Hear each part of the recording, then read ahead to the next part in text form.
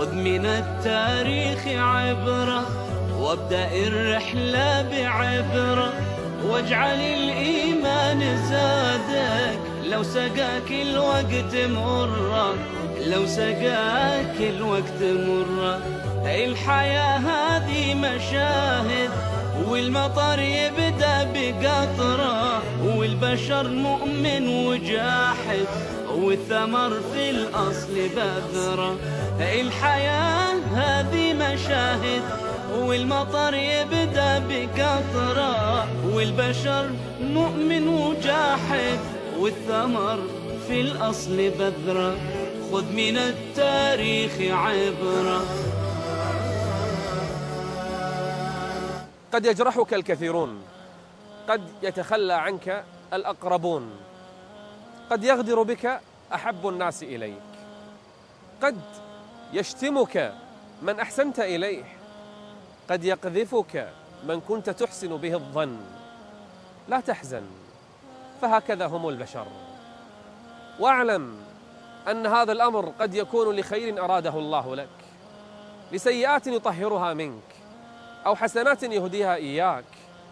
هذا أبو بكر الصديق لما تكلم الأقربون ممن كان ينفق ويحسن إليهم تكلموا على ابنته عائشة، ضاق صدره، لكنه مباشرة عفى عنهم وأرجع النفقة إليهم، لأنه كريم نفس، لأنه سليم قلب، ولهذا عفى، لأنه يعلم إن عفى فسينام مرتاح البال وسيعيش سعيدا. اعف عن الناس وانسى من غدر بك ومن خانك ومن آذاك، انسهم وارمهم وراء ظهرك ولا تحزن. كن كالضحى مشرقا أو كالسنا ألقا، فالبرق قبل نزول الغيث محمود.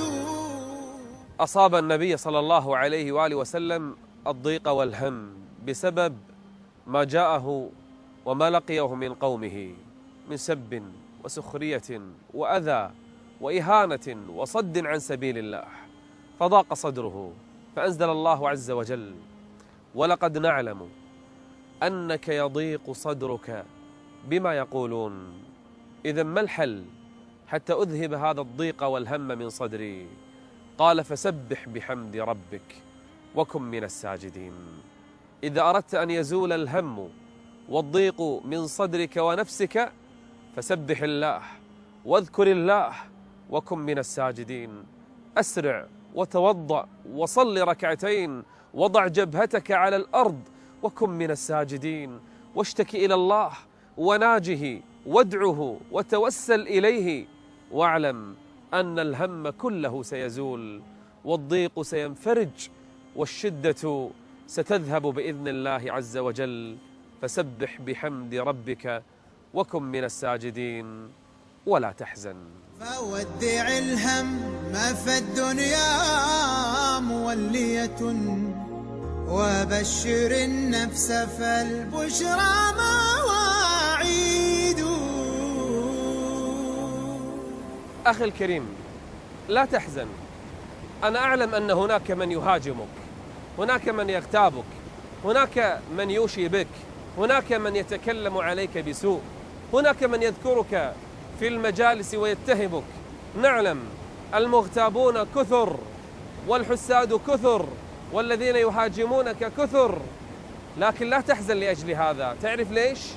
لأنك أولا حصلت على حسناتهم إن كانت لهم حسنات، فإن لم تكن لهم حسنات خففت شيئا من سيئاتك عليهم.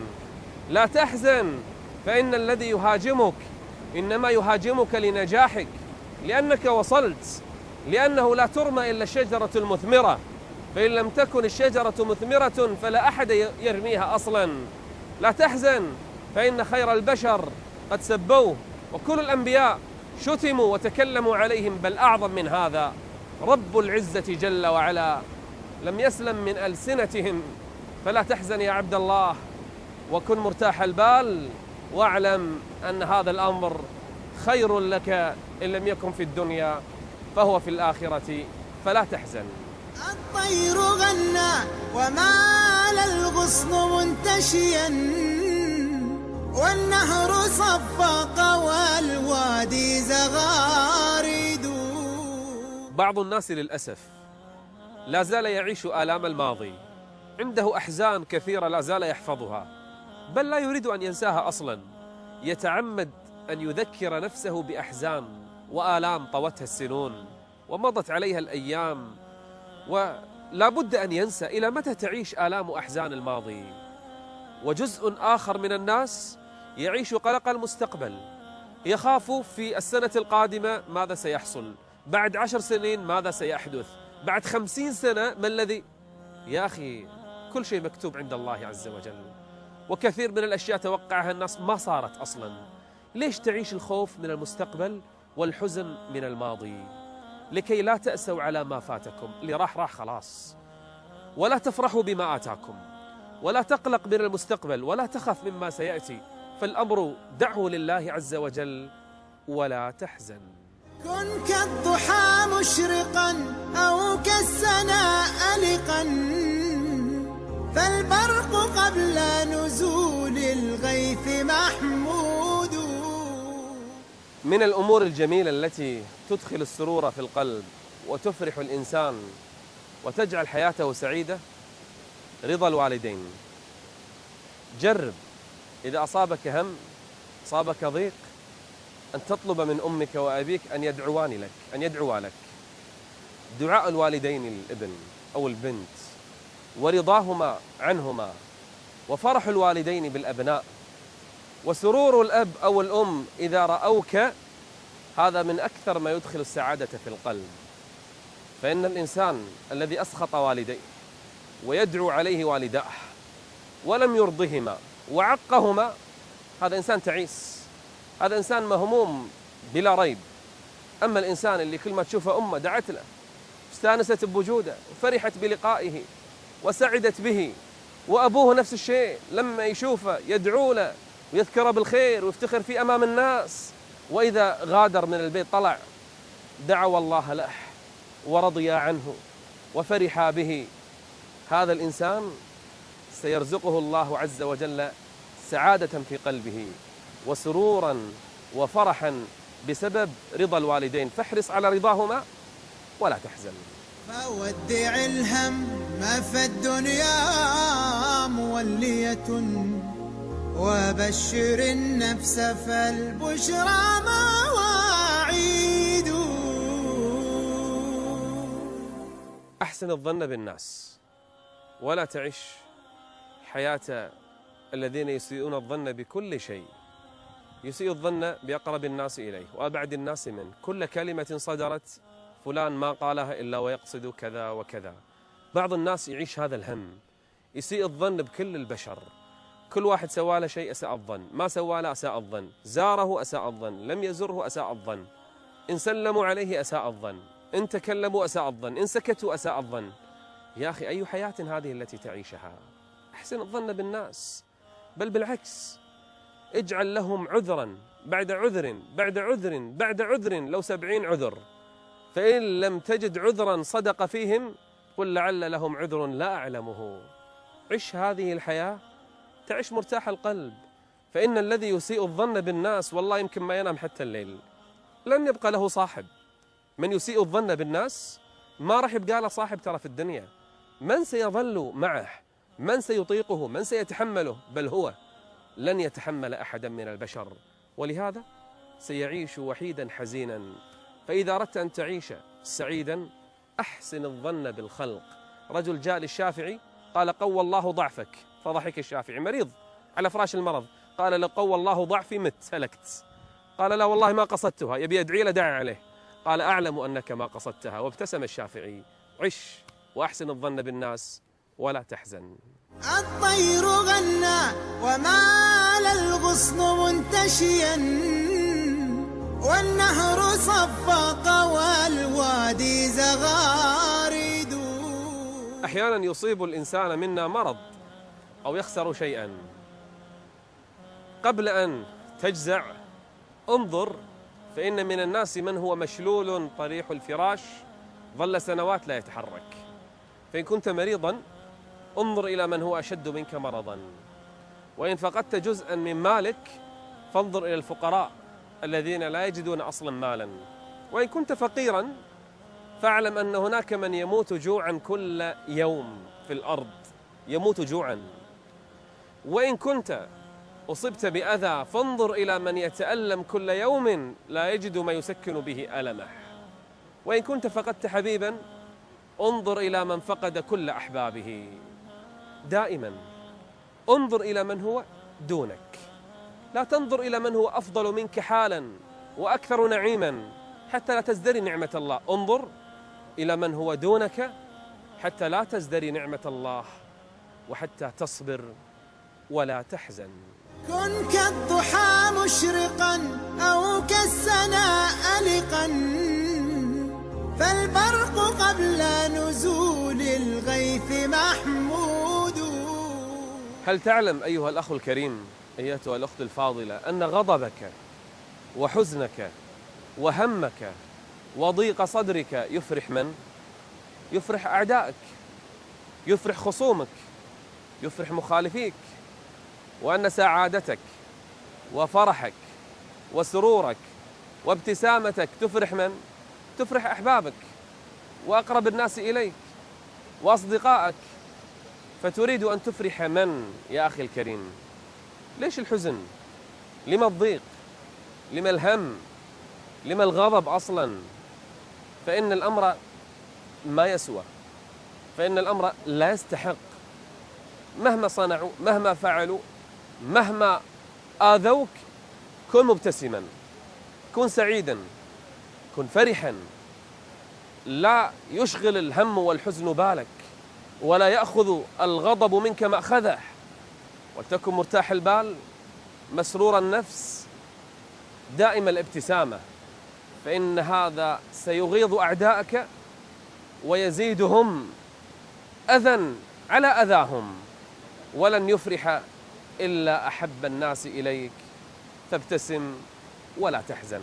كن كالضحى مشرقا أو كالسنا ألقا، فالبرق قبل نزول الغيث محمود. الطير غنى ومال الغصن منتشيا، والنهر صفق والوادي زغاريد. فودع الهم فالدنيا مولية، وبشر النفس فالبشرى مواعيد. تريد أن تعيش مرتاحا؟ كن قنوعا، اقنع بما عندك. عندك قوت يومك، تنام والحمد لله صحتك زينة، ما في أحد حاط سلاح على راسك أو يهددك بالقتل، ترى أنت أسعد الناس. لا تفكر وتحلم بالملايين، تعيش فقيرا. اقنع بما عندك، اعمل، اكسب، اشتغل بالحلال، لكن لا تمد ايدك وانت غير محتاج. اقنع باللي عندك وارضى بما قسم الله عز وجل لك، تكون أسعد الناس. فالقناعة كنز، وليس الغنى عن كثرة العرض، إنما الغنى غنى النفس. خذ القناعة من دنياك وارضى بها، لو لم يكن لك إلا راحة البدن. إذا أردت أن تعيش سعيدا اقنع بما عندك ولا تحزن. فودع الهم فالدنيا مولية، وبشر النفس فالبشرى مواعيد. كلمة من عقل معناها وتدبرها ورددها في يومه وليلته فإنه بإذن الله عز وجل يزول همه ويذهب حزنه. فما هذه الكلمة؟ قول لا إله إلا أنت سبحانك إني كنت من الظالمين. 3 جمل في عبارة واحدة، من تدبرها ورددها بإذن الله يزول همه. لا إله إلا أنت توحيد واعتراف بالعبودية لله عز وجل، فلا إله غيره ولا معبود بحق سواه. سبحانك، أنزه الله عز وجل عن كل نقص بعد أن أثبت له كل كمال أنزهه عن كل نقص جل وعلا، ثم أعترف بتقصيري وبذنبي. سبحانك إني كنت من الظالمين، فربما ما حصل لي بسبب تقصيري وبسبب ذنبي، لكن لا إله إلا أنت. سبحانك. والله من عقل هذا المعنى وردده وتدبره في قلبه فإنه بإذن الله عز وجل يزول منه الهم. ردد هذه العبارة: ولا تحزن. كن كالضحى مشرقا أو كالسنا ألقا، فالبرق قبل نزول الغيث محمود. لا تحزن، وتعلم مفهوم الرضا. الرضا أعظمه أن ترضى بالله ربا، وبالإسلام دينا، وبمحمد صلى الله عليه وآله وسلم نبيا ورسولا. من كان في قلبه هذا الرضا، أن أرضى بتوحيد الله عز وجل، وأن لا أعبد إلا إياه، ولا أسأل إلا إياه، ولا أؤمن برب سواه. هذا هو الرضا بالله ربا وبالإسلام دينا. لا أقبل بمنهج في الحياة ولا بدستور ولا بحكم إلا حكم الله عز وجل، فأنا مرتاح، ولا بنبي أتلقى عنه الرسالة والأمر والنهي وأعرف عن طريقه الخير والشر إلا محمد صلى الله عليه وآله وسلم. من كان في قلبه هذا الرضا ورضي بما كتب الله له وبما قدر الله له فسيعيش مرتاحا. ومن رضي فله الرضا، ومن سخط فله السخط. فمن رضي بالله ربا وبالإسلام دينا وبمحمد صلى الله عليه وسلم نبيا ورسولا فسيعيش مرتاح البال. كن راضيا ولا تحزن. الطير غنى ومال الغصن منتشيا، والنهر صفق والوادي زغاريد. إذا وقعت في أزمة ونزلت عليك مصيبة فاعلم أن الذي نجاك من أزمات سابقة سينجيك من هذه الأزمة. بعض الناس إذا وقع في مصيبة قال: هذه ستقضي علي، هذه الأزمة نهايتي، هذه المصيبة قاتلتي. وفي كل مرة يقول هذا وينجيه الله عز وجل. ليش هذه النفسية؟ وليش هذه النظرة للمصائب والأزمات؟ كما نجاك الله قديما كم أزمة، تذكر، ترى أزمات كثيرة ويمكن أكبر من اللي أنت فيها اليوم، وأقل وأكثر، ترى لا شيء عند الله يعجزه. هذه الأزمة كما نجاك الله من سابقتها سينجيك الله عز وجل منها. ثق بالله فقط، أحسن الظن بربك جل وعلا، وادعه وارفع يديك إليه، فإنما هو زمن محدد، لكل شيء انقضاء، ولكل أزمة نهاية، ولكل مصيبة انقضاء، وقت وتنقضي فيه، فانتظر نهايتها وثق بالله وكن مطمئنا مرتاح البال ولا تحزن. فودع الهم فالدنيا مولية، وبشر النفس فالبشرى مواعيد. بعض الناس يحمل هم العالم على رأسه ويحمل هم الدنيا على ظهره، من أقصى الأرض إلى أقصاها، من شمالها إلى جنوبها، كل الدنيا، كل مشكلة سياسية، كل مشكلة أمنية، كل مجاعة، حلو أن الإنسان يحمل هم الأمة، بل واجب عليه أصلا أن يهتم لأمر المسلمين، لكن كل هموم الناس يحملها على ظهره سينكسر ظهره.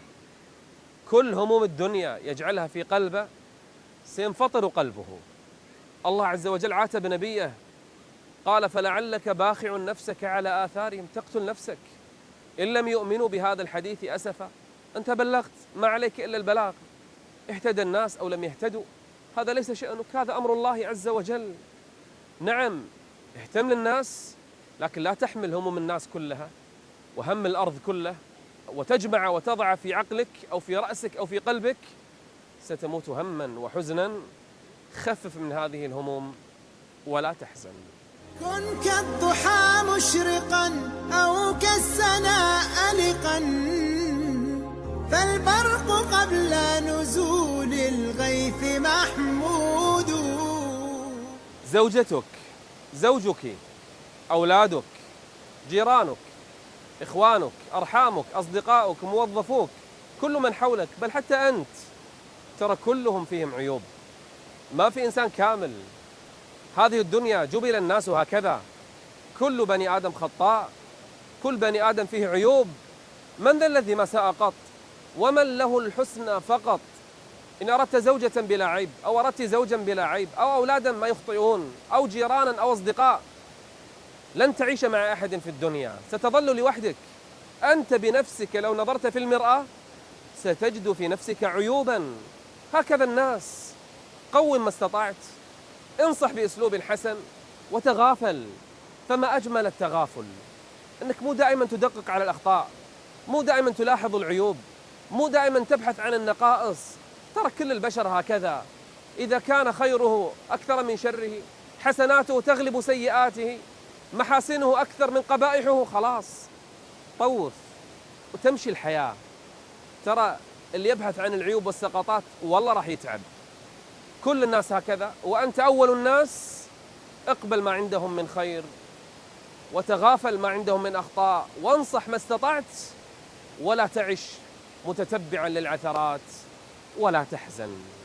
الطير غنى ومال الغصن منتشيا، والنهر صفق والوادي زغاريد. ليس هناك إنسان بلا إنجازات، ليس هناك أحد بلا نجاحات. تذكر بالتأكيد عندك أشياء منذ الصغر إلى الآن حققتها، هناك نجاحات حققتها، هناك ثمرات قطفتها، هناك أشياء أنت صنعتها. لا تقول لي أنا عمري ما سويت شيء، ما أصدق. لا تقول لي أنا عمري ما نجحت بشيء، مو صحيح. لا تقول لي أنا عمري ما فلحت بشيء، ما أظن ولا أتوقع هذا إنسان وجد وعاش في الحياة أصلا.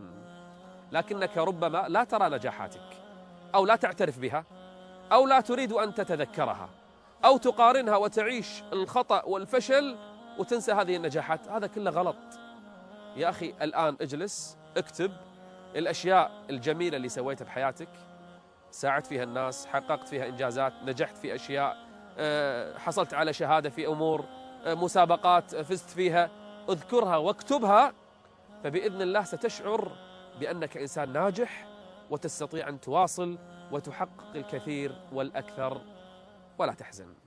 كن كالضحى مشرقا أو كالسنا ألقا، فالبرق قبل نزول الغيث محمود.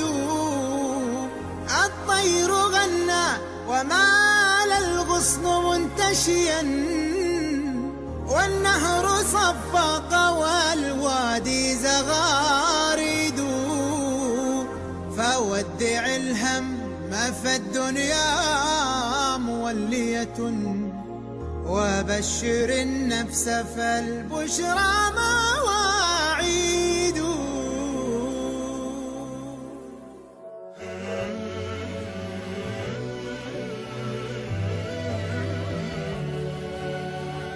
خذ من التاريخ عبرة، وابدأ الرحلة بعبرة، واجعل الإيمان زادك لو سقاك الوقت مرة، لو سقاك الوقت مرة. الحياة هذه مشاهد، والمطر يبدأ بقطرة، والبشر مؤمن وجاحد، والثمر في الأصل بذرة. الحياة هذه مشاهد، والمطر يبدأ بقطرة، والبشر مؤمن وجاحد، والثمر في الأصل بذرة. خذ من التاريخ عبرة،